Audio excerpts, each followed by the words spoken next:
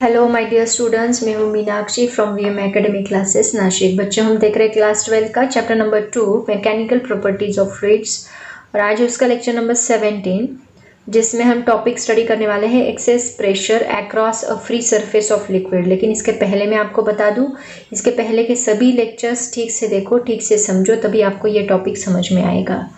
It is totally related to surface tension, तो आप इसके पहले का सरफेस टेंशन का टॉपिक पूरा देखो, उसके बाद ही आपको ये excess pressure across a free surface of liquid समझ में आएगा।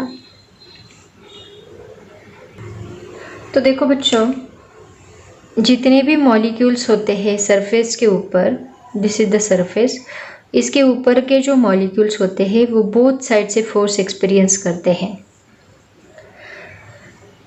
Due to the surface tension. क्योंकि हमें पता है सरफेस के ऊपर जितने भी मॉलिक्यूल्स हैं उन सब के ऊपर फोर्स एक्ट हो रहा है, उसकी वजह से सरफेस टेंशन क्रिएट हो रहा है। तो ये जो मॉलिक्यूल्स है वो दोनों साइड से फोर्स एक्सपीरियंस करते हैं, और ये जो फोर्स है that force is depends on the shape of meniscus, shape of liquid surface बोल सकते हैं हम उसको, उसी को हम लोग मिनिस्कस भी बोलते हैं। तो ये लिक्विड सरफेस का जो शेप है उसके ऊपर डिपेंड होता है। तो हमें पता है, हमने बहुत सारे शेप देखे, एक कॉनकेव देखा, कॉन्वेक्स, प्लेन, कॉनकेव, कॉन्वेक्स, ऐसे अलग अलग मिनिस्कस हमने देखे हैं। तो ये अलग अलग मिनिस्कस पे अलग अलग फोर्स एक्सपीरियंस होगा ये मॉलिक्यूल के ऊपर, तो वो आज हम लोग स्टडी करने वाले हैं। फोर्स एक्सपीरियंस करते हैं मतलब प्रेशर एक्सपीरियंस करते हैं, क्योंकि हमें पता है प्रेशर का फॉर्मूला क्या है, फोर्स पर यूनिट एरिया। तो अगर ये मॉलिक्यूल्स फोर्स एक्सपीरियंस कर रहे हैं, इसका मतलब क्या एक्सपीरियंस कर रहे हैं, प्रेशर एक्सपीरियंस कर रहे हैं, और उसी को बोला गया है excess pressure across a free surface of liquid. Free surface of liquid is nothing but the molecules on free surface of liquid. तो उनके ऊपर फोर्स है, इसका मतलब प्रेशर है। ठीक है, तो ये किसकी वजह से हो रहा है, due to the surface tension. क्योंकि हमें पता है सरफेस टेंशन का फॉर्मूला क्या है, फोर्स पर यूनिट लेंथ। मतलब ये फोर्स है तो सरफेस टेंशन है, ये फोर्स है तो प्रेशर है, टेंशन है, फोर्स है, इसका मतलब फोर्स की वजह से प्रेशर है। ओके, तो ये एक्सेस प्रेशर कितना रहेगा हर एक शेप के लिए वो मैं आपको बताने वाली हूँ। तो इसके लिए हम तीनों शेप कंसिडर करेंगे और तीनों को डिटेल में स्टडी करेंगे। तो बच्चों, सबसे पहले हम देखते हैं प्लेन लिक्विड सरफेस। तो ये प्लेन लिक्विड सरफेस हमने लिया है। यहाँ पे मैं 2 पॉइंट कंसिडर करती हूँ। एक पॉइंट मैं यहाँ कंसिडर करती हूँ पॉइंट ए, और दूसरा पॉइंट हम लोग यहाँ पे कंसिडर करेंगे पॉइंट बी। तो ये प्लेन सरफेस है, तो प्लेन सरफेस के ऊपर along the tangent surface tension act होगा, सरफेस टेंशन का फोर्स एक्ट होगा। तो ये अलोंग द टेंजेंट, यहाँ पे सपोज मैंने यहाँ का मॉलिक्यूल कंसिडर किया, तो इस मॉलिक्यूल के ऊपर इस डिरेक्शन में एक फोर्स एक्ट हो रहा है, that is surface tension T हम लोग कंसिडर करेंगे, और इस डिरेक्शन में भी वो टेंशन एक्ट हो रहा है।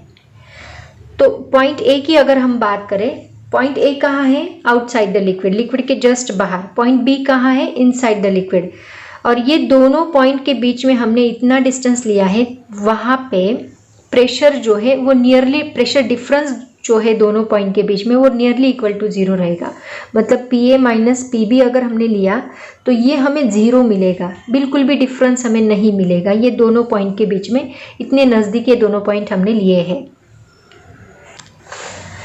तो सबसे पहले अगर हम बात करें पॉइंट ए की, तो पॉइंट ए के ऊपर प्रेशर एक्ट हो रहा है, तो ऑब्वियसली हो रहा है क्योंकि पॉइंट ए कहाँ है, एटमॉस्फेयर में। तो इसके ऊपर, हर एक चीज़ के ऊपर एटमॉस्फेरिक प्रेशर एक्ट होता है। इसका मतलब डाउनवर्ड डायरेक्शन में इसके ऊपर कौन सा प्रेशर एक्ट हो रहा है, एटमॉस्फेरिक प्रेशर एक्ट हो रहा है। उसको हम पी ए सपोज नाम देते हैं, एटमॉस्फेरिक प्रेशर। एटमॉस्फेरिक प्रेशर क्यों एक्ट हो रहा है, due to the force, atmospheric force की वजह से एटमॉस्फेरिक प्रेशर एक्ट हो रहा है। क्योंकि प्रेशर का फॉर्मूला क्या है, फोर्स पर यूनिट एरिया। तो ये फोर्स कौन सा है, एटमॉस्फेरिक फोर्स, कौन सी डायरेक्शन में एक्ट हो रहा है, डाउनवर्ड डायरेक्शन में, पॉइंट ए के ऊपर एक्ट हो रहा है, राइट। अब बात करते हैं प्लेन सरफेस की। प्लेन सरफेस का जो ये मॉलिक्यूल है, इसके ऊपर इस डायरेक्शन में भी फोर्स एक्ट हो रहा है, इस डायरेक्शन में भी फोर्स एक्ट हो रहा है। तो ये दोनों जो फोर्सेस है ये दोनों इक्वल है। अगर मैं इसको, ये टेंशन का एफ टी ये नाम दूं, तो ये एफ टी जो है इस डायरेक्शन में भी सेम एक्ट हो रहा है और इस डायरेक्शन में भी सेम एक्ट हो रहा है। तो ये दोनों इक्वल होने की वजह से ये जो मॉलिक्यूल है इसके ऊपर जीरो फोर्स एक्ट होता है, इसके ऊपर कुछ भी फोर्स एक्ट नहीं होता। इसका मतलब जो ये एटमॉस्फेरिक प्रेशर है वो किसके ऊपर भी एक्ट हो रहा है, बी के ऊपर भी एक्ट हो रहा है। जितना प्रेशर यहाँ पे एक्ट हो रहा है उतना ही प्रेशर बी पे भी एक्ट हो रहा है। तो इस केस में हम बोल सकते हैं atmospheric pressure at point A is equal to pressure at point B, और जो रिजल्टेंट फोर्स है सरफेस टेंशन की वजह से एट पॉइंट बी वो कितना है, जीरो। वो जीरो होने की वजह से ये दोनों का जो प्रेशर है वो इक्वल रहेगा, मतलब जितना फोर्स ए के ऊपर रहेगा उतना ही फोर्स बी के ऊपर रहेगा। अब बात करते हैं कॉन्वेक्स लिक्विड सरफेस की। तो ये कॉन्वेक्स लिक्विड सरफेस है, यहाँ पे भी मैं 2 पॉइंट कंसीडर करूंगी, एक पॉइंट ए और दूसरा पॉइंट यहाँ पे बी। दोनों का प्रेशर डिफरेंस एज यूजुअल यहाँ पे हम लोग 0 लेने वाले हैं। अब देखो यहाँ का पॉइंट कंसीडर करते हैं, कॉन्वेक्स है तो इसके ऊपर अलोंग द टेंशन, ये टेंजेंट अलोंग द टेंजेंट ये सरफेस टेंशन प्रोड्यूस्ड होगा।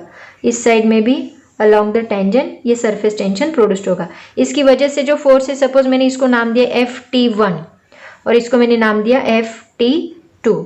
अभी ये कुछ एंगल में टेंशन क्रिएट हो रहा है। पहले बात करते हैं पॉइंट ए की। पॉइंट ए के ऊपर कौन सा प्रेशर एक्ट हो रहा है, एटमॉस्फेरिक प्रेशर। उसकी वजह से इसके ऊपर कौन सा फोर्स है, एटमॉस्फेरिक फोर्स है, मतलब Fa बार। वो कहाँ एक्ट हो रहा है, डाउनवर्ड डायरेक्शन में। Fa बार यहाँ पॉइंट ए के ऊपर डाउनवर्ड डायरेक्शन में एक्ट हो रहा है, वही पॉइंट बी के ऊपर भी एक्ट हो रहा है। अगर ये पॉइंट ए पे एक्ट हो रहा है तो ऐसे ही पॉइंट बी के ऊपर भी एक्ट हो रहा है। ये हो गया एटमॉस्फेरिक प्रेशर की बात की। अब देखते हैं ये सरफेस टेंशन। सरफेस टेंशन की वजह से देखो यहाँ पे कुछ एंगल में, मतलब इतने एंगल में, सपोज मैंने इसको एक हॉरिजॉन्टल सरफेस ड्रॉ कर लिया ऐसा, तो इतने एंगल में, दिस इज एंगल थीटा, इतने एंगल में क्या हो रहा है, ये टेंशन एक्ट हो रहा है। तो ये टेंशन को हम लोग 2 कंपोनेंट में रिजॉल्व करते हैं, एक है हॉरिजॉन्टल कंपोनेंट और दूसरा ये इसका वर्टिकल कंपोनेंट। हॉरिजॉन्टल कंपोनेंट हम क्या लेते हैं, थीटा की साइड में कौन सा होता है, टी कॉस थीटा, और इस साइड में कौन सा रहेगा, टी साइन थीटा। लेकिन हमें फोर्स लेना है तो इसकी वजह से जो फोर्स रहेगा हम इसको नाम दे रहे Ft। तो इस डायरेक्शन में कौन सा है, Ft1, तो यहाँ पे कौन सा एक्ट होगा, Ft1 cos थीटा, और इस डायरेक्शन में कौन सा एक्ट होगा, Ft1 sin थीटा, राइट। वैसे ही सिमिलरली इस डायरेक्शन का भी होगा। इस डायरेक्शन में कौन सा एक्ट होगा, Ft2 cos थीटा, और इस डायरेक्शन में कौन सा एक्ट होगा, वही डायरेक्शन में, इसको थोड़ा रफ करती हूँ, Ft2 sin थीटा। तो देखो नीचे की डायरेक्शन में ये जो टेंशन का वर्टिकल कंपोनेंट है इस पॉइंट बी के ऊपर ये भी एक्ट हो रहा है। मतलब अभी देखो पॉइंट बी के ऊपर कितने फोर्सेस एक्ट हो रहे हैं, पॉइंट बी की अगर हम बात करें तो पॉइंट बी के ऊपर कितने फोर्सेस एक्ट हो रहे हैं, एक तो एटमॉस्फेरिक प्रेशर एक्ट हो रहा है, मतलब Fa बार एक्ट हो रहा है, प्लस यहाँ Ft1 sine theta plus Ft2 sine theta.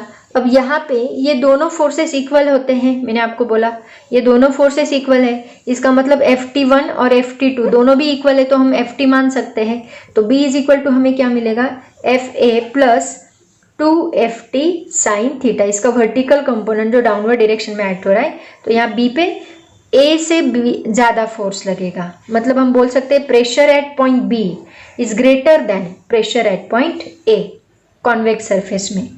और अगर हम यहाँ पे खड़े रहे, सपोज हम यहाँ पे खड़े हैं तो, और इस शेप को हम ऑब्जर्व करें तो ये हमें कौन सा दिख रहा है, लिक्विड में से ये हमें कॉन्केव शेप दिख रहा है। और अगर हम यहाँ पे खड़े रहे तो ये कौन सा शेप दिखेगा, कॉन्वेक्स, बराबर। यहाँ से अगर हम इसको ऑब्जर्व करेंगे तो ये कॉन्वेक्स शेप दिखेगा, यहाँ से अगर हम ऑब्जर्व करेंगे तो कॉन्केव शेप दिखेगा। मतलब हम क्या बोलेंगे, the pressure on the concave side, pressure on the concave side is greater than pressure on the convex side, ऐसे हम बोल सकते हैं। इसको P लिख लेते हैं, pressure at the concave side is greater than pressure at the convex side। समझ में आया मैंने क्या बोला, B से हमें ये concave दिख रहा है तो प्रेशर एट B क्या है, greater than pressure at A है, A से हमें कॉन्वेक्स दिख रहा है। मतलब हम बोलेंगे pressure at concave side is greater than pressure at convex side. किसके लिए? कॉन्वेक्स लिक्विड सरफेस के लिए। ऐसे ही अभी हम लोग देखें प्लेन का हो गया। प्लेन में क्या होगा? Pressure at A is equal to pressure at B, because tension का प्रेशर जीरो है, resultant force due to surface tension zero है, उसकी वजह से दोनों का प्रेशर इक्वल होगा, वो होगा एटमॉस्फेरिक प्रेशर।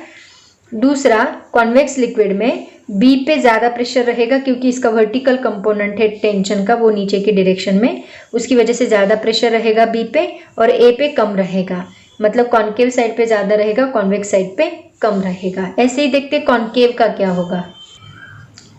तो ये अभी हमने लिया कॉन्केव शेप। यहाँ पे भी हम लोग एज यूजुअल ए पॉइंट कंसीडर करेंगे जिसके ऊपर डाउनवर्ड डायरेक्शन में कौन सा फोर्स एक्ट हो रहा है?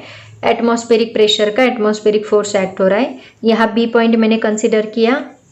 अब देखो क्या होगा, यहाँ का पॉइंट हम लोग लेते हैं, यहाँ पे अलोंग द टेंजेंट ये फोर्स एक्ट हो रहा है ऐसे, राइट। अब देखो यहाँ पे ये प्लेन सरफेस मैंने कंसीडर किया और ये टेंशन कुछ ऐसे लग रहा है, राइट। तो इतने एंगल में ये टेंशन लग रहा है थीटा।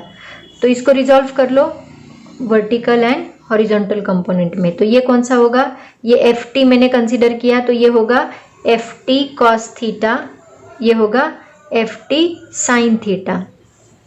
तो इधर इस डायरेक्शन में, ऊपर की डायरेक्शन में, ऊपर की डायरेक्शन में क्या लग रहा है? F T sine theta. नीचे की यहाँ इस साइड में कौन सा लग रहा है? F T cos theta.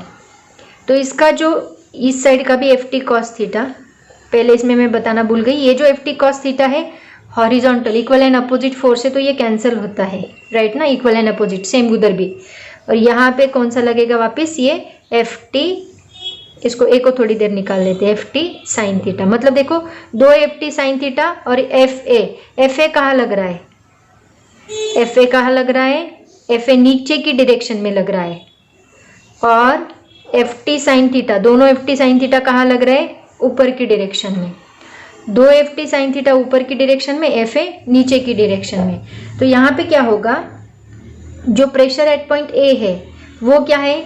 पूरा एफ ए बार है, पूरा एफ ए बार ए के ऊपर लग रहा है। लेकिन प्रेशर एट पॉइंट बी के ऊपर ये जो एफ ए बार है वो लग रहा है, लेकिन उसको अपोज करने वाले दो फोर्सेस एक्ट हो रहे हैं। कौन से?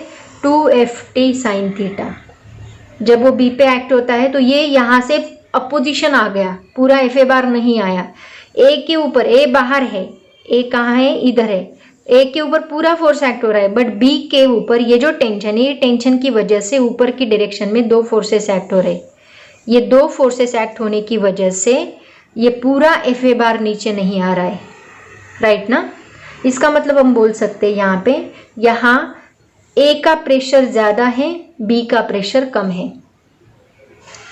मतलब देखो अभी वापिस हम यहाँ पे खड़े हैं, ए के यहाँ पे खड़े होने के बाद आपको ये सरफेस कैसे दिख रहा है? कॉन्केव। और बी के यहाँ पे खड़े के होने के बाद आपको दिख रहा है कॉन्वेक्स, राइट। मतलब यहाँ बी क्या है? कॉन्वेक्स है, और ए क्या है? कॉन्केव है। मतलब हम क्या बोलेंगे? Concave is greater than pressure at convex. मतलब जो स्टेटमेंट कॉन्वेक्स में वैलिड था वही स्टेटमेंट यहाँ पे भी है। इन जनरल हम क्या बोलेंगे फिर कि कॉन्केव शेप का प्रेशर ज़्यादा होता है और कॉन्वेक्स शेप का प्रेशर कम होता है। ये जनरल स्टेटमेंट हम लोग दे सकते हैं।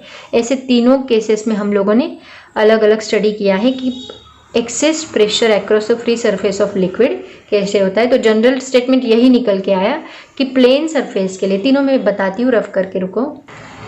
तो प्लेन सरफेस के लिए हम बोलेंगे कि pressure outside the liquid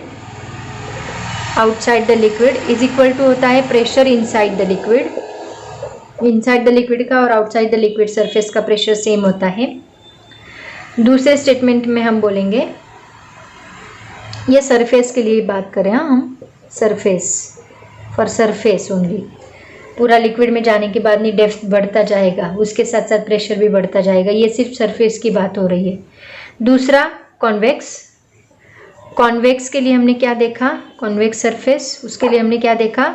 pressure at concave, मतलब inside the liquid, is greater than pressure at convex. मतलब ये क्या होगा? इनसाइड द लिक्विड और ये आउटसाइड द लिक्विड। और तीसरा हमने देखा कॉन्केव। कॉनकेव शेप में, कॉनकेव सरफेस पे हमने क्या देखा, pressure at concave same is greater than pressure at convex. लेकिन यहाँ पे कॉनकेव कहाँ था, आउटसाइड द लिक्विड था, और कॉन्वेक्स कहाँ था, इनसाइड द लिक्विड। तो ये तीनों स्टेटमेंट आपको याद रखने हैं। यहाँ पे बस एक स्टेटमेंट आप याद रखो, ये ड्रॉप आगे के टॉपिक के लिए लगने वाला है, इसलिए मैं बता रही हूँ। Pressure at concave is greater than pressure at convex. It is very important, क्योंकि ड्रॉप ऐसे फॉर्म होता है, तो ड्रॉप के इनसाइड में ये हमें कौन सा शेप दिख रहा है, कॉनकेव, और आउटसाइड में कौन सा दिख रहा है, कॉन्वेक्स। तो उसके लिए आपको ये लगने वाला है, इसीलिए मैं आपको ये बता देती हूँ। तो ये हो गया excess pressure across a free surface of liquid. Hopes आपको एक टॉपिक समझ में आया होगा। टॉपिक है access pressure inside a liquid drop. Liquid drop के अंदर जो प्रेशर होता है, एक्सेस प्रेशर होता है, वो हमें स्टडी करना है। और इसको हम बोल सकते हैं Laplace law for spherical membrane of bubble due to surface tension. इसी टॉपिक का दूसरा नाम लैप्लास, ये साइंटिस्ट का नाम है, तो उसने इसके ऊपर लॉ बनाया था spherical membrane of a bubble. Bubble की जो स्फेरिकल मेम्ब्रेन होती है ड्यू टू सरफेस टेंशन, उसके ऊपर लॉ बनाया था, और उसी से कंक्लूड किया था कि inside the bubble excess pressure होता है। तो वो आज हम लोग स्टडी करने वाले हैं डिटेल में। लेकिन मैं आपको बता दूं, इसके पहले आप इसके पहले के सभी लेक्चर्स देखो, तभी ये टॉपिक समझ में आएगा, अदरवाइज कुछ भी समझ में नहीं आएगा। तो देखो बच्चों, टॉपिक है अपना access pressure inside the liquid drop. तो इसके लिए हम लोग एक ड्रॉप कंसीडर करते हैं। लिक्विड का ये एक ड्रॉप है। तो इसके अंदर का जो प्रेशर होता है, सपोज मैंने उसको नाम दिया PI, और इसके बाहर का जो प्रेशर है उसको हमने नाम दिया PO। P इनसाइड मतलब inside pressure of the liquid drop, and P outside मतलब outside pressure of the liquid drop. तो यहाँ पे ये जो इनसाइड प्रेशर है, ये कौन से सरफेस पे आ रहा है? अगर हम अंदर से देखें, इसके पहले के टॉपिक में हमने देखा, देखो अगर कॉनकेव सरफेस है, मतलब अगर हम अंदर से देखें तो हमें ये कॉनकेव सरफेस दिखता है, और बाहर से देखें तो ये कॉन्वेक्स सरफेस दिखता है। तो हम लोगों ने स्टडी किया उस टॉपिक में P concave is greater than P convex. ये ऑलरेडी हम लोगों ने स्टडी किया, और ये किसकी वजह से हो रहा है? Due to the surface tension. क्योंकि P इनसाइड जो है, इनसाइड प्रेशर को इस आउटसाइड प्रेशर को भी अपोज करना है। बाहर से लगने वाला प्रेशर, ये बाहर से प्रेशर लगा रहा है, आउटसाइड प्रेशर को भी अपोज करना है, प्लस और किसको अपोज करना है? ये जो सरफेस है, ये सरफेस का जो टेंशन है, टेंशन T, ये PO और ये टेंशन T, इसको भी अपोज करना है। अभी यहाँ पे देखो, ये जो लिक्विड ड्रॉप है, ये हमें कौन सी पोजीशन में दिखाई देती है? This is in equilibrium position. Liquid drop हमें इक्विलिब्रियम पोजीशन में दिखाई देती है। इसका मतलब इसका इनसाइड प्रेशर और आउटसाइड प्रेशर इक्वल होना चाहिए। इक्वल है, लेकिन ये जो इनसाइड प्रेशर है, इस इनसाइड प्रेशर को इन दोनों को अपोज करने जितना फोर्स उसके पास होना चाहिए, इन दोनों को वो अपोज कर सके उतना फोर्स उसके पास होना चाहिए। तो वही हमें निकालना है, ये जो इनसाइड प्रेशर है वो कितना है। इसका मतलब हम क्या बोल रहे हैं? P inside is greater than P outside. मैं क्या बात करी, आपको समझ में आ रहा है? देखो, ये जो इनसाइड, एक बार बताती हूँ, इनसाइड प्रेशर जो है उसको, इस आउटसाइड प्रेशर को और इस सरफेस टेंशन को, बाहर से दो फोर्सेस लग रहे हैं, एक आउटसाइड फोर्स और सरफेस टेंशन का फोर्स। तो इन दोनों को अपोज करने वाला उतना स्ट्रॉन्ग फोर्स इसके पास होना चाहिए। इसका मतलब अंदर का जो फोर्स है वो ग्रेटर रहेगा बाहर के फोर्स से, आउटसाइड फोर्स से, क्योंकि आउटसाइड फोर्स को बस इनसाइड प्रेशर लगाना है, बट इनसाइड प्रेशर को T के लिए और PO के लिए, दोनों के लिए फोर्स लगाना है। इसीलिए इनसाइड प्रेशर आउटसाइड प्रेशर से ज़्यादा है। और हमें आज के लेक्चर में क्या निकालना है कि ये एक्सेस प्रेशर जो है इनसाइड लिक्विड में वो कितना है, वो हमें निकालना है। एग्जैक्ट रिलेशन कितना है, मतलब PI is equal to PO तो रहेगा ही, प्लस और कितना फोर्स यहाँ पे एक्स्ट्रा फोर्स, एक्सेस प्रेशर रहेगा, वो हमें निकालना। ये एक्सेस प्रेशर किसकी वजह से है? This excess pressure is due to this surface tension. तो वो कितना रहेगा वो हमें निकालना है। तो देखो बच्चों, इसके लिए हम लोग वाटर ड्रॉप कंसीडर करते हैं। ये वाटर ड्रॉप का ये इनसाइड प्रेशर रहेगा। अब इसकी जो इनिशियल रेडियस है, वाटर ड्रॉप की इनिशियल रेडियस हम लोग r कंसीडर करते हैं, स्मॉल r से डिनोट करते हैं। अब ये वाटर ड्रॉप अपनी रेडियस को इंक्रीज करेगा प्रेशर को मेंटेन रखने के लिए। वो क्या करेगा? इनसाइड प्रेशर जब लगाएगा तो अपनी रेडियस कुछ इंक्रीज करेगा। सपोज वो इंक्रीजिंग रेडियस मैंने यहाँ पे डेल्टा r कंसीडर की। ये वाटर ड्रॉप पहले इतना था, फिर उसने प्रेशर लगाया, अपनी रेडियस को इंक्रीज किया। कितनी रेडियस इंक्रीज की उसने? Delta r। Change in radius इसकी कितनी है? डेल्टा r जितनी रेडियस इसने इंक्रीज की। इससे क्या होगा? इनसाइड प्रेशर जो है वो रिमेन्स कांस्टेंट रहेगा। ठीक है, देखो पहले इनिशियल रेडियस इसकी r थी, उसके बाद उसने इंक्रीज की, मतलब इनिशियल रेडियस जो है वो r है। r is the initial radius and r plus delta r is the increasing radius.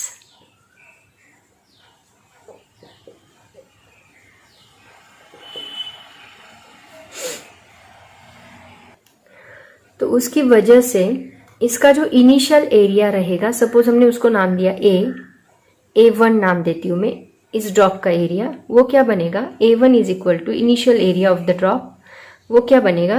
4 pi r square. और जब हम रेडियस इंक्रीज कर, बबल जब रेडियस इंक्रीज करेगा तो उसका जो एरिया बनेगा उसको हम A2 नाम देंगे।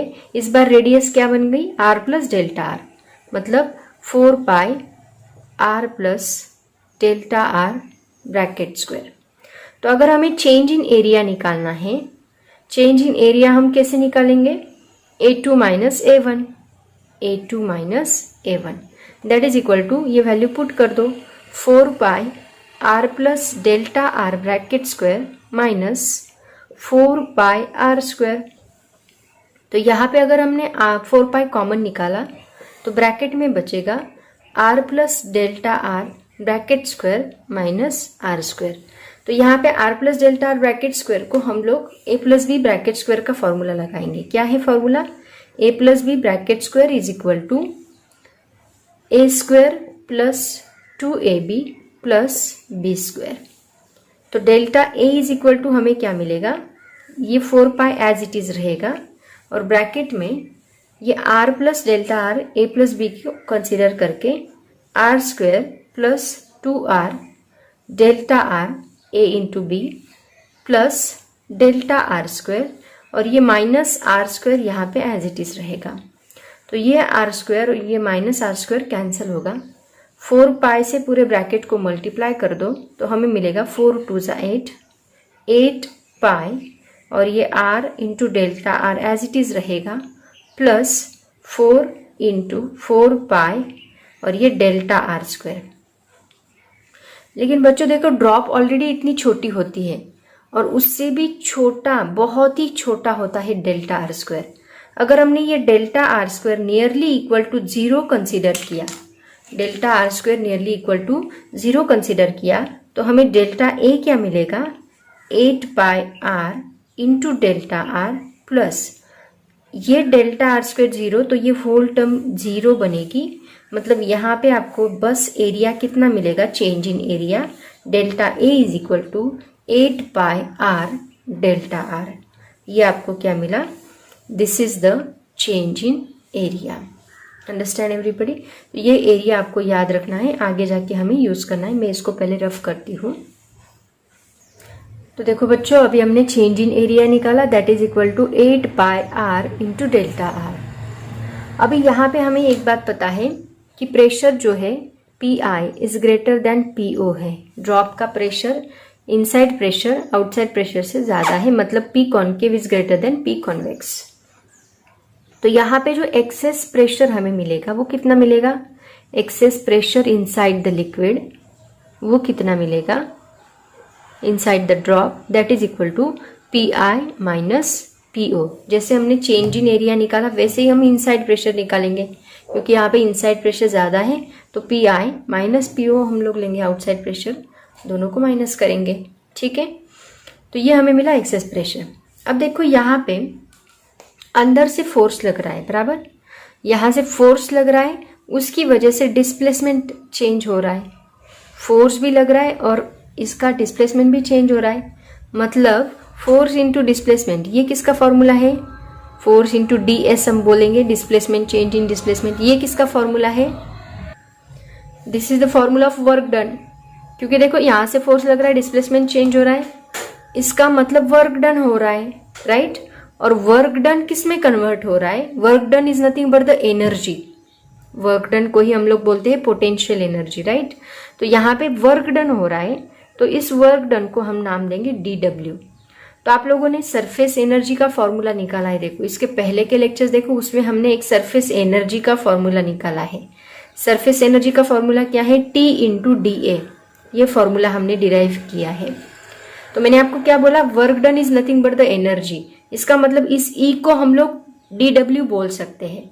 तो DW इज इक्वल टू हमें क्या मिलेगा, T इंटू DA। तो मैंने यहाँ पे लिखा T इंटू डेल्टा ए। डेल्टा ए क्यों लिया, क्योंकि यहाँ पे हमने चेंज इन एरिया क्या लिया है, डेल्टा ए लिया। तो DW मतलब energy, surface energy is equal to हमें मिला T इंटू डेल्टा ए। तो यहाँ पे डेल्टा ए का फॉर्मूला डाल दो, तो DW इज इक्वल टू हमें मिलेगा 8 pi R into delta R, और ये T यहाँ पे मल्टीप्लाई होगा, और इसको हम नाम देंगे इक्वेशन नंबर 1। ओके, आगे जाके आपको ये यूटिलाइज करना है। और अभी मैंने आपको चेंज इन वर्क डन का और एक फॉर्मूला बताया। क्या फॉर्मूला बताया मैंने आपको, DW is equal to force into displacement. Displacement यहाँ पे कितना हो रहा है, डेल्टा R हो रहा है, तो हम लोग क्या लेंगे डिस्प्लेसमेंट यहाँ पे, क्योंकि फोर्स लगाने की वजह से ये डिस्प्लेसमेंट चेंज कर रहा है, तो कितना चेंज कर रहा है, delta R। That means DW is equal to F into delta R हम लोग पुट करेंगे। तो यहाँ पे ये जो फोर्स है ये एक्सेस फोर्स है, तो ये एक्सेस फोर्स हमें किसके फॉर्मूले से मिलेगा, excess force is equal to, आपको प्रेशर का फॉर्मूला पता है, प्रेशर इज इक्वल टू क्या होता है, फोर्स पर यूनिट एरिया। तो फोर्स का फॉर्मूला क्या मिलेगा, प्रेशर इंटू एरिया। तो यहाँ पे अगर एक्सेस फोर्स हम ले रहे हैं तो यहाँ पे प्रेशर भी कौन सा लेना पड़ेगा, आपको एक्सेस प्रेशर लेना पड़ेगा। तो हम फॉर्मूला क्या लेंगे, excess force is equal to excess pressure into surface area. तो मैं यहाँ पे लिखती हूँ excess force is equal to excess pressure into surface area, excess pressure into surface area. और एक्सेस प्रेशर कितना है, PI minus PO। So that is equal to क्या मिलेगा, PI minus PO into area हम लोग क्या लिखेंगे, A। तो देखो बच्चों ये F का हमें फॉर्मूला मिल रहा है PI minus PO into A। तो ये फॉर्मूला हम लोग इस फॉर्मूले में डालेंगे, तो हमें मिलेगा DW is equal to PI minus PO into A into ये delta R as it is. Okay, तो यहाँ पे देखो अगर हमने इक्वेशन 1 और ये इक्वेशन, ये दोनों इक्वेशन को कंपेयर किया तो हमें क्या समझ में आता है, ये भी DW है, ये भी DW है, तो अगर इनकी LHS इक्वल है तो इनकी RHS इक्वल हो सकती है। इसका मतलब दोनों को कंपेयर करके हम क्या लिखेंगे, this is equal to this. तो मैं लिखती हूँ from equation 1 PI minus PO into A into delta R is equal to 8 pi R into delta R into T। तो इसको मैंने T से मल्टीप्लाई किया, ठीक है। अब देखो हमें निकालना क्या है, हमें एक्सेस प्रेशर निकालना है कि इनसाइड में मतलब PI में, PI के लिए PO प्लस और कितना प्रेशर है वो हमें निकालना है। मतलब हमें क्या निकालना है, PI माइनस PO निकालना है। तो हम इस टर्म को इधर शिफ्ट करेंगे तो हमें क्या मिलेगा, P I minus P O is equal to 8 pi R into delta R into T divide by A into delta R. A का फॉर्मूला क्या है, 4 पाई आर स्क्वायर, डाल दो वो फॉर्मूला तो हमें क्या मिलेगा, देखो that is equal to 8 pi R into delta R into T divide by 4 pi R square into delta R. तो यहाँ पे देखो पाई पाई कैंसिल हो रहा है, डेल्टा आर कैंसिल हो रहा है, इसमें से एक आर भी कैंसिल हो रहा है और 4 2 जा कितना होता है 8। So that is equal to हमें क्या क्या मिल रहा है, देखो यहाँ पे 2t बच रहा है और डिवाइड बाय एक r बच रहा है। समझ में आया सबको? तो हमें यहाँ P I minus P O का फॉर्मूला मिल रहा है 2t डिवाइड बाय r। आप कैपिटल R ले सकते हैं, स्मॉल r ले सकते हैं, रेडियस के लिए कुछ भी ले सकते हैं। तो ये जो है यही फॉर्मूला हमें यहाँ पे डिराइव करना था, 2t डिवाइड बाय r। तो देखो यहाँ पे हमें कितना प्रेशर मिल रहा है इनसाइड, पी आई पीओ जितना प्रेशर तो मिल ही रहा है, अगर मैं पीओ इधर शिफ्ट करती हूँ तो ये प्लस बनेगा, पीओ जितना प्रेशर तो हमें मिल ही रहा है प्लस और कितना एक्स्ट्रा प्रेशर मिल रहा है 2t डिवाइड बाय r। तो ये जो है ये यहाँ पे क्या है, एक्सेस प्रेशर है इनसाइड द लिक्विड ड्रॉप। तो यही फॉर्मूला हमें यहाँ पे डिराइव करना था और इसी को हम लोग बोलते हैं लैप्लास लॉ और इसी को बोला जाता है access pressure inside the liquid drop. Understand everybody? देखो बच्चों, आई नो फिजिक्स बहुत ही कॉम्प्लिकेटेड है, लेकिन ये अगर आप समझ लो तो कुछ भी डिफिकल्ट नहीं है। हर एक स्टेप को ध्यान से सुनो। जब आप फिजिक्स पढ़ते हो तो आपका ध्यान पूरा फोकस आपका उसी टॉपिक के ऊपर होना चाहिए, ना इधर उधर होना चाहिए। जब मैं एक्सप्लेन करूंगी उसके साथ साथ आप शॉर्ट नोट्स भी निकालते जाओ ताकि और ज़्यादा क्लियर होगा। फिजिक्स कॉम्प्लिकेटेड है, मैं और एक बार बताती हूँ, जब आप फोकस करोगे तभी ये समझ में आएगा, अदरवाइज कुछ भी समझ में नहीं आएगा, क्योंकि बड़े बड़े डेरिवेशन से हर एक स्टेप आपको याद रखनी है और स्टेप आप रटोगे नहीं, समझ लोगे तो आपको और इजी लगेगा। बस टारगेट याद रखो, हमें कहाँ तक जाना है, यहाँ तक जाना है, तो यहाँ तक आप कैसे पहुँचोगे उसके स्टेप्स आप याद कर लो, ठीक है। डेरिवेशंस में ये थ्योरेटिकल पार्ट हो गया, लेकिन यहाँ पे प्रैक्टिकली हमें कैसे समझना है उसके न्यूमेरिकल्स लेके। तो अभी मैं इसके ऊपर तुरंत अभी क्वेश्चंस लेती हूँ तो आपको और ज़्यादा क्लियर होगा। लेकिन इसके पहले देखो, ये मैंने लिक्विड ड्रॉप के लिए लिया, सपोज मैंने वाटर कंसिडर किया तो वाटर के लिए, लेकिन सोप बबल के लिए ये फॉर्मूला थोड़ा चेंज होगा। क्यों चेंज होगा सोप बबल के लिए? क्योंकि सोप बबल को डबल लेयर होती है, राइट ना, इसको सिंगल लेयर है। सोप बबल को मैंने ऑलरेडी आपको इसके पहले भी बताया है, सोप बबल को डबल लेयर होती है, तो उसके लिए ये फॉर्मूला थोड़ा चेंज होगा। क्या चेंज होगा वो हम देखते हैं। तो फॉर अ सोप बबल के लिए क्या होगा, देखो इसका जो चेंज इन एरिया है डेल्टा ए, इसको हमें 2 से मल्टीप्लाई करना पड़ेगा, क्योंकि एरिया क्या हो रहा है, डबल हो रहा है। 2 into delta A that is equal to 2। Delta A हमने कितना निकाला था, आपको याद होगा, 8 pi R into delta R, मतलब ये हमें कितना मिलेगा, 16 pi R into delta R, right. तो 8 पाई आर की जगह पे हमें 16 पाई आर डालना है, मतलब हमें क्या मिलेगा, D W is equal to T into D A, delta A हमने लिया था, तो हमें यहाँ पे क्या मिलेगा, टी इंटू ये 16 pi R into delta R लेना पड़ेगा, डी डब्ल्यू। तो फॉर्मूला क्या बनेगा, P I minus P O is equal to 16 pi R into delta R into T हमने किया है, या टी मल्टीप्लाई करना पड़ेगा, divide by 4 pi R square into delta R, right. वही स्टेप हमें फॉलो करनी है, जो पीछे हमने फॉलो की वही स्टेप यहाँ करनी है। बस 8 पाई जहाँ पे था वहाँ क्या आ जाएगा, अभी 16 पाई आ जाएगा। तो यहाँ 5 पाई गेट कैंसिल, एक R cancel, delta R cancel, 4 4 जा 16, मतलब हमें मिला 4t डिवाइड बाय r। तो यहाँ सोप बबल के लिए हमें फॉर्मूला मिलता है P I minus P O that is 4t divide by r। Soap bubble के लिए बस यहाँ 2 से इंक्रीज हो गया, बाकी कुछ भी नहीं हुआ, वही फॉर्मूला हमने डिराइव किया सोप बबल के लिए भी। सिर्फ 2 का 2 2 जा 4 बन गया। बहुत ही सिंपल है, ठीक है। तो ये हमने लिया, बस मैंने डेरिवेशन बताया, इसके ऊपर क्वेश्चंस नहीं लिए। अभी तुरंत मैं इसके क्वेश्चंस भी ले लेती हूँ। और जेई में पूछा गया, 2009 में एक क्वेश्चन पूछा गया था इसके ऊपर, वो क्वेश्चन भी हम लोग देखेंगे। तो चलो बच्चे, इस टॉपिक के ऊपर क्वेश्चंस देखते हैं। अभी फॉर्मूला ऑलरेडी आप लोगों को पता है, PI is equal to PO plus 2T divide by R। Bubble के लिए अगर सोप बबल होगा तो ये 2T की जगह पे क्या आएगा, 4T आएगा। या फिर हम बोल सकते हैं PI minus PO is equal to 4T divide by R। तो ये दोनों फॉर्मूलेस के ऊपर हम लोग न्यूमेरिकल सॉल्व करने वाले, क्वेश्चन सॉल्व करने वाले, ताकि और आपको समझ में आएगा, ठीक है। तो पहला क्वेश्चन देखो क्या है, what should be the diameter of a soap bubble in order that the excess pressure inside it is 51.2 newton per metre square. Already excess pressure उन्होंने दे दिया, मतलब आपको किसकी वैल्यू दे दी, PI माइनस PO की वैल्यू, PI माइनस PO की वैल्यू ऑलरेडी उन्होंने दे दी। और surface tension of soap solution भी दे दिया, 3.2 इंटू 10⁻⁻² न्यूटन पर मीटर। पहले लिख लो क्या क्या दिया है, बहुत ही सिंपल न्यूमेरिकल है। उन्होंने एक्सेस प्रेशर दिया, एक्सेस प्रेशर हमने कैसे निकाला था, PI माइनस PO।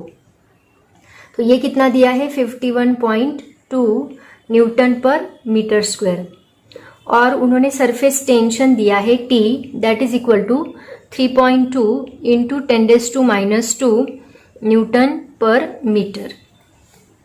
अब हमें निकालना क्या है, what should be the diameter of a soap bubble, मतलब D डायमीटर निकालना है। तो डायमीटर निकालने के लिए हमारे पास जो फॉर्मूला है उसमें रेडियस है। अगर रेडियस को हम 2R से मल्टीप्लाई करते, 2R लेते हैं, 2 से मल्टीप्लाई करते हैं तो हमें डायमीटर मिलेगा। तो हमें R निकालना है, ये हमारा मेन एम है, ठीक है। सो द फॉर्मूला सबको पता है, PI minus PO is equal to 2T। Sorry, ये कौन सा बबल है, यहाँ दिया है देखो, what should be the diameter of soap bubble. तो सोप बबल के लिए क्या फॉर्मूला है, 4T डिवाइड बाय R। तो हमें R निकालना है, R को इधर शिफ्ट करो, PI माइनस PO को इधर शिफ्ट करो, तो क्या होगा, ये R इज इक्वल टू, ये 4T एज इट इज रहेगा, डिवाइड बाय ये PI माइनस PO होगा, ठीक है। अभी R is equal to 4T, T की वैल्यू क्या है देखो, 3.2 into 10⁻² divide by PI minus PO क्या है, 51.2। तो ये होगा 12.8 इंटू 10⁻² डिवाइड बाय 51.2। सॉल्व करने के लिए आपको लॉग टेबल लगेगा, लॉग टेबल नहीं आता, लॉग टेबल के वीडियोस देखो, उससे आपको क्लियर होगा। तो इसका फाइनल आंसर हमें क्या मिलेगा, R इज इक्वल टू, मैं डायरेक्टली फाइनल आंसर लिख रही हूँ, लॉग टेबल का यूज करके उसको सॉल्व करने की कोशिश करो। 2.5 इंटू 10⁻³ इसको मल्टीप्लाई करने के बाद डिजिट शिफ्ट किया है तो ये 10⁻³ बन गया, that is in mm, right. 1 second, no, it is in metre, it is in metre only. अगर 10⁻³ को मल्टीप्लाई करने के बाद वो mm में कन्वर्ट होगा। ये हमें किसकी वैल्यू मिली, R की वैल्यू मिली। न्यूटन पर मीटर स्क्वायर है तो ऑब्वियसली ये मीटर में ही रहेगा। ये R की वैल्यू मिली, लेकिन उनको डायमीटर चाहिए, what should be the diameter. मतलब हम लोग क्या करेंगे, diameter is equal to 2R करेंगे। सो 2 इंटू, इसको 2.5 से मल्टीप्लाई करो, इंटू 10⁻³ 2.5 इंटू 2 कितना होगा, यहाँ पे 5 होगा। So that is equal to 5 into 10⁻³ metre. तो ये 10⁻³ की वैल्यू क्या है, मिली, तो ये बन जाएगा 5 मिलीमीटर। ये हमें क्या मिला, डायमीटर ऑफ सोप बबल। समझ में आया, बहुत ही सिंपल न्यूमेरिकल था। यहाँ पे आपको लॉग टेबल यूज करना पड़ेगा, बस इतना डिफिकल्ट कुछ भी नहीं है। लॉग टेबल में भी वो भी इजीली आप लोग कैलकुलेट कर सकते हैं अगर आपको आता है। नहीं आता है तो कमेंट करो, मैं उसके वीडियो डालने ही वाली हूँ, आप लोग उससे स्टडी कर लो, ठीक है। तो देखो बच्चों, इसी टॉपिक के ऊपर जेई 2009 में एक क्वेश्चन पूछा गया था। एक्चुअली यहाँ पे उन्होंने 2 थियरीज मिक्स किए हैं। जो अभी सरफेस टेंशन हमने स्टडी किया है उसका फॉर्मूला, मतलब inside outside pressure, excess pressure का फॉर्मूला, प्लस उसमें उन्होंने गैस थियोरी भी इंक्लूड की है, जनरल गैस इक्वेशन भी इंक्लूड करके उसके ऊपर ये दो थियोरीज कंबाइन करके एक क्वेश्चन पूछा है। तो क्वेश्चन देखो क्या था, जेई 2009 में पूछा गया। Two soap bubble A and B with radius 2 centimeter and 4 centimeter inside the air chamber with pressure 8 Newton per meter square। मतलब एक चेम्बर लिया, वो एयर चेम्बर है जिसका प्रेशर कितना है, इसका प्रेशर कितना है 8 Newton per metre square air chamber का, और इसमें दो बबल्स रखे हैं, एक की रेडियस है 2 सेंटीमीटर और एक की रेडियस है 4 सेंटीमीटर, जिसका नाम है A and B। Having surface tension 0.04 newton per metre, मतलब T दिया है, T is equal to 0.04 newton per metre. Find number of moles of air molecules in B bubble, मतलब क्या फाइंड करने बोला है, नंबर ऑफ, स्मॉल n लेते हैं नंबर ऑफ मोल्स के लिए, number of moles of B molecule to the number of moles in A molecule is equal to what। ये हमें फाइंड करना है। देखो क्वेश्चन थोड़ा डिफिकल्ट लग रहा है बट बहुत ही आसान क्वेश्चन है।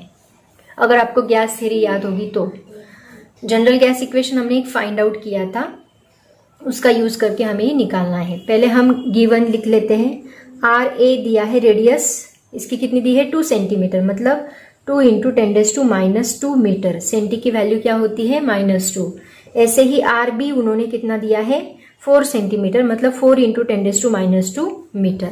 इसको मैं रफ करती हूँ। और प्रेशर भी दिया है उन्होंने, एयर प्रेशर कितना दिया है,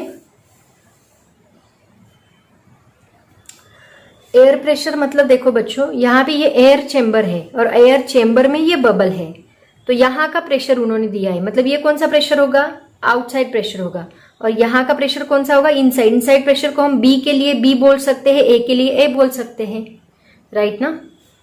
समझ में आया सबको। देखो दोनों ये बबल, एक मिनट है मैं आपको बताती हूँ। ये एयर चेम्बर है, एयर चेम्बर में ये बबल ए है, तो इसका इनसाइड प्रेशर क्या रहेगा पी ए, और ये बबल बी है, इसका आउटसाइड इनसाइड प्रेशर रहेगा पी बी। और इन दोनों का आउटसाइड प्रेशर, मतलब ये चेम्बर का प्रेशर कितना दिया है 8 न्यूटन पर मीटर स्क्वायर, मतलब दोनों का पीओ जो बाहर का प्रेशर है, आउटसाइड प्रेशर, वो दोनों का क्या रहेगा, सेम रहेगा पीओ। तो वो पीओ उन्होंने कितना दिया है, that is given 8 Newton per metre square, 8 Newton per metre square. और हमें पी ए और पी ओ की वैल्यू की जगह पे पी ओ प्लस वो फॉर्मूला यूज करके डालना है, आपको निकालना है N B divide by N A. तो देखो यहाँ पे हम लोग जनरल गैस इक्वेशन यूज करेंगे। इक्वेशन आपको याद होगा, बहुत ही simple equation, P V is equal to N R T, ये इक्वेशन आपको याद होगा। तो ये फॉर्मूले का यूज करके हम लोग वो निकालने वाले हैं। तो देखो यहाँ पे हम लोग क्या करेंगे, हमें एन निकालना है, एन बी और एन ए चाहिए ना, तो हम लोग एन इसको लिखेंगे N B is equal to, पहले एन लिख लो, एन क्या आएगा देखो, ये आर टी इधर शिफ्ट होगा तो ये क्या बनेगा P V divide by R T बनेगा, राइट। और अगर एन बी चाहिए, N B is equal to क्या बनेगा P B V B divide by R T. R T यहाँ पे आर रेडियस नहीं है, हाँ याद रखो, ये यूनिवर्सल गैस कांस्टेंट है। आर और टी दोनों टेम्परेचर और आर दोनों भी कांस्टेंट है, ये चेंज नहीं होंगे। तो यहाँ R T bus pressure and volume change होगा, बबल का प्रेशर एंड वॉल्यूम चेंज होगा, आर और टी ये दोनों चेंज नहीं होंगे, ये दोनों कांस्टेंट है। टी यानी टेम्परेचर है, आर यानी यूनिवर्सल गैस कांस्टेंट है। और एन है, एन ए हमें क्या मिलेगा P A V A divide by R T, इसका भी आर टी चेंज नहीं होगा। हमें N B divide by N A चाहिए, डाल दो N B divide by N A is equal to P B V B divide by R T divide by P A V A divide by R T. दोनों equations मैंने डाल दिए, तो दोनों का आर टी कैंसिल होगा और रहेगा क्या P B V B divide by P A V A. अब देखो यहाँ पे ये जो पी बी है, ये पी बी क्या है, इनसाइड प्रेशर, मतलब पी आई हम बोल सकते हैं, पी आई का फॉर्मूला क्या है, पीओ प्लस सोप बबल है तो 4T divide by are, right. अगर ये पीबी है तो पीबी इज इक्वल टू आएगा PO plus 4T divide by R, और अगर पीए है तो पीए इज इक्वल टू आएगा PO plus 4T divide by R. यहाँ पे रेडियस लेकिन आर बी है तो आर बी आएगा, और आर है ए है तो आर ए आएगा। मतलब ये फॉर्मूला हम लोग यहाँ पे यूटिलाइज करने वाले हैं। देखो ये गैस थियरी का हो गया, अब हम लोग ये एक्सेस प्रेशर का फॉर्मूला यूज करेंगे। मतलब दोनों को उन्होंने मिक्स करके क्वेश्चन पूछा था। That is equal to N B divide by N A is equal to P B की जगह पे ये फॉर्मूला डालो PO plus 4T divide by R B, और volume of pressure, volume of that sphere, volume का formula क्या है 4/3 pi R cube, pi R B cube, क्योंकि ये बी की बात कर रहे हैं हम लोग, डिवाइड बाय सिमिलरली ए के लिए PO plus 4T divide by R A, और volume 4/3 pi R A cube आएगा, राइट। फॉर्मूला तो बन गया, अब इसमें बस वैल्यू पुट करनी बाकी है। देखो टी पता है, रेडियस पता है, 4/3 कैंसिल होगा, पाई पाई कैंसिल होगा, पीओ पता है, पीओ पता है, टी पता है, आरबी पता है, आरबी पता है, आर ए पता है, सभी वैल्यूज पता है, बस वैल्यू पुट करके आपको कैलकुलेट करना है। बहुत ही सिंपल है। पहले मैं इसको रफ करती हूँ, फिर कैलकुलेशंस हम लोग करेंगे। मैं ये सब रफ करने जा रही हूँ, आपको लिखना होगा तो स्क्रीनशॉट निकाल लो। तो देखो बच्चों, N B divide by N A is equal to PO, PO की वैल्यू हमने लिखी थी अभी, कितनी है 8, तो हम लिखेंगे 8 प्लस 4 इंटू टी कितना दिया है 0.04 divide by R B, R B कितना दिया है 4 इंटू 10⁻²।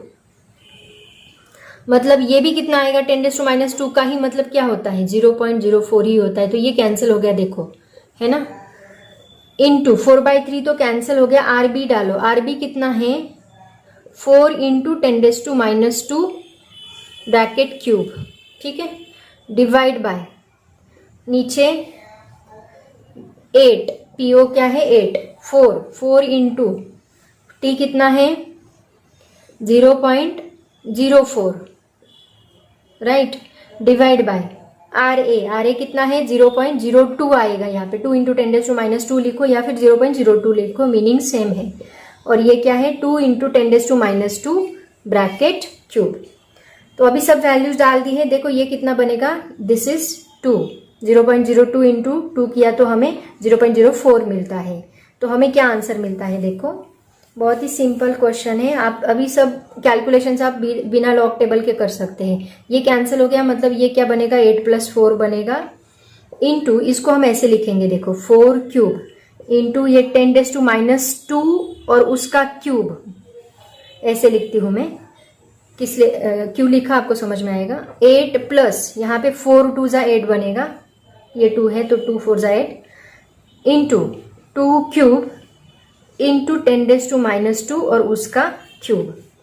अब देखो ये 8 + 4 बन गया 12 प्लस, सॉरी प्लस नहीं, इंटू 4 इंटू 4 इंटू 4।